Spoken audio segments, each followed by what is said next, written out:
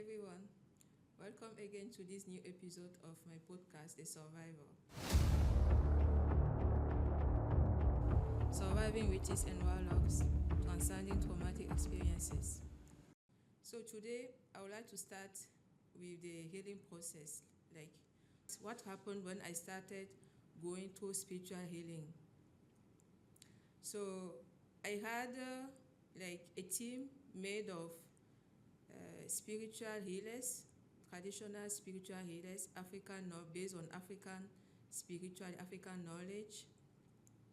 Some of them had psychic abilities, and also I had conventional doctors. So the spiritual healers were taking care of me, let's say, spiritually and physically. They were seeing how my body was going, like on the left side in the spiritual realms, but also in the physical realms. And based on what they have diagnosed, or based on the treatment that I will be going under, they will send me to the conventional doctor to check like my body, doing all those regular physiological exams that are done routinely, or doing like a clinical checkup from the modern medicine side. So I would like to take this opportunity to thank this team of healers, to thank them, because it was not easy also for them, because when they were treating me, so taking care of me, trying to save me in that critical period, especially the first 2 weeks, when after the encounter with the angel of death, those first 4 weeks, and I spent 2 weeks in the US before going starting the treatment 2 weeks later. So those first 2 weeks were critical.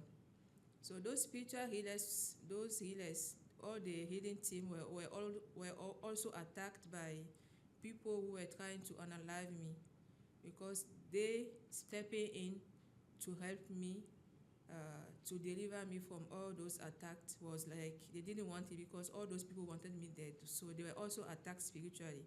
So I want to take this opportunity to thank them for their support, for their continuous support, especially for standing by me during those critical time, those very, very critical time. And you have to know that in spiritual healing,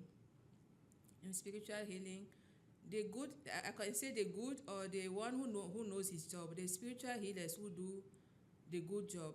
When you go to them for spiritual healing, they have to check if you are a good or a bad person. Let's say it's just this way.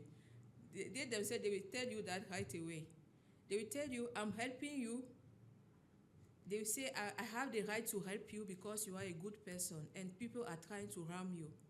But if you were a bad person, someone who used to harm other people, who is going through this spiritual illness because of what you have done to other people, I won't help you. They say, those spiritual healers say, there are codes in the spiritual realms. There are rules. So you don't normally, even what those witches and warlocks are doing by harming other people is not allowed. That witchcraft that you have, or that knowledge, that spiritual knowledge that you have, is to do good, to help yourself, or at least to defend yourself if someone wants to help you. But you don't have the right to use it to harm other people or to steal from other people. That's what those spiritual healers were saying. So I want to thank them, because they have helped me a lot. And spiritual healing is a long process. It's a very, very long process.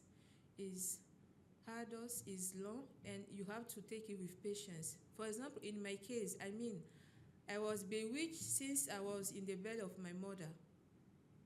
And the fact that my father was also bewitched, and even my mother, it's just that in her case, it didn't show outwardly, like on her physicals. Like for my father, it ended up showing. So I'm the child of two people who were bewitched. And me, myself, I have been bewitched since the time I was in the belly of my mother. So, and and I didn't know of it for like, let's say, 35 35 years. So let's say that for 35 years, I was going under different type of witchcraft, black magic, red magic, white magic, occultism, different type of them. So now that I became dead in the spiritual realms, I need to work. I need to get rid of all this witchcraft. So when I started doing the work, when I started going through the healing process, things were coming out of my body. It's shocking. It was shocking, and also it was frightening. Even my like close family who were with me, and let me thank also let me thank them too. It's called thank my mother, thank my sister, my brother, and also other close relatives like who were not for my mother but who were helping me in that process, like in this healing process. Sometimes against members of their own family, like against their brothers or their sister from the same father or from the same mother. So I want to thank also those blood relatives who have decided, knowing the danger, by sticking to the truth, by refusing to abide by the lies, by refusing to keep quiet in front of the lies that have been happening in the family, who have refused to do harm, who have refused to choose the easy path, who have chosen to stay true to themselves, to choose the good side, to choose the side of the truth, no matter the consequences that they themselves will have to face, because those people will also try to attack them. They will try to attack the blood relative, the family who were helping me in that healing process. So I want to thank you again, and I know my thank you will never be enough. God is the only one who will be able to thank all of you. You who have helped me, close family, but also close friends. You will be surprised. I had friends who helped me, who, when they knew that I was going through that sickness and almost dying, who were praying for me.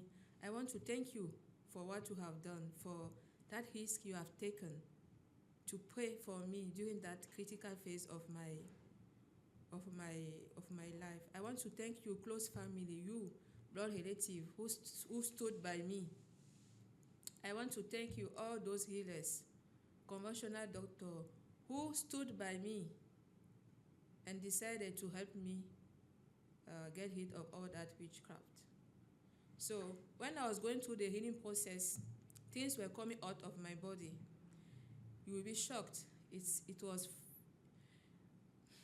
frightening, even for me and my family, close family who were with me. Imagine that a frog. I don't have that picture because at that time I was like, we just panicked in the room and everybody was like running, because that happened in the bathroom. So a frog came out of my body. I don't have that picture, but I have other things that were coming out of my body during the healing process. So you will see those threads. Those threads are either black, white, or red. So from white, I got from the healers. Those are threads they use to do witchcraft voodoo. So they use the thread to tie a puppet. So those threads were coming out from my hands, like when they tie you, they will tie your hands like this, and they will tie your legs. So the threads were coming out of my ankles on my legs, and here on my hands. So you have white, black, or red threads. Sometimes it will come out from your whole body. That in that case, it means like when they tie the whole puppet using those threads. So those threads can be black, white, or red, depending on the type of magic they are doing: black magic, white magic, or red magic. And also you see that insect, this one.